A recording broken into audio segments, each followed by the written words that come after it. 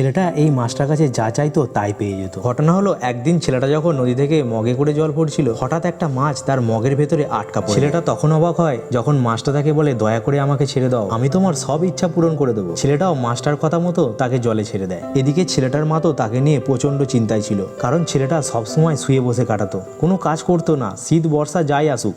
একদিন ছেলেটা তার মাকে আপেল পরিষ্কার করতে দেখে বলে, মা প্রচন্ড খিদে পেয়েছে। মা বলে, যাও যাও কাজ করে এসো, তবেই খেতে দেবো। এই কথা শুনে তার মনটা খারাপ হয়ে যায়, কিন্তু তখনই হঠাৎ তার মাছটার কথা মনে পড়ে। মাছটাকে স্মরণ করতেই চিকেন লেগ পিস সহ সুস্বাদু খাবারের থালা তাদের সামনে চলে আসে। তার মাকে নিয়ে আনন্দের সাথে সে খায়, কিন্তু তারপরেও ছেলেটা সবসময় গাছের তলায় শুয়ে থাকতো। একদিন এই রাজ্যের রাজকন্যা তার পাশ দিয়ে হেঁটে যাচ্ছে। ছেলেটাকে শুয়ে থাকতে থেকে মেয়েটা বলে, এরকম শুয়ে থাকলে কোনো মেয়েই বিয়ে দেবে না। তাকে নিয়ে খুব হাসাহাসিও করে। তখন ছেলেটা রেগে গিয়ে মাছটাকে ডেকে বলে, রাজকন্যার পেটে একটা বাচ্চা ঢুকিয়ে দাও।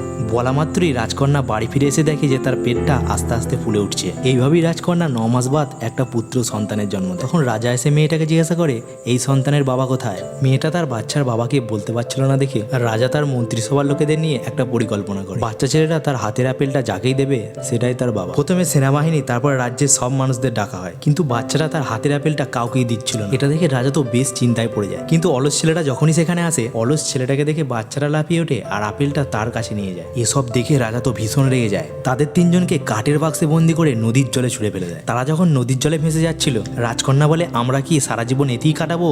আমার একটা পুরো রাজমহল চাই। তখন ছেলেটা আবারও মাছটাকে ডাকে। মাছটা এসে জল থেকে তাদের ঘাড়ে তুলে নিয়ে গিয়ে সুন্দর প্রাসাদের কাছে নিয়ে যায়। এরপর সেখানে তারা একসাথে সুখে বসবাস শুরু করে।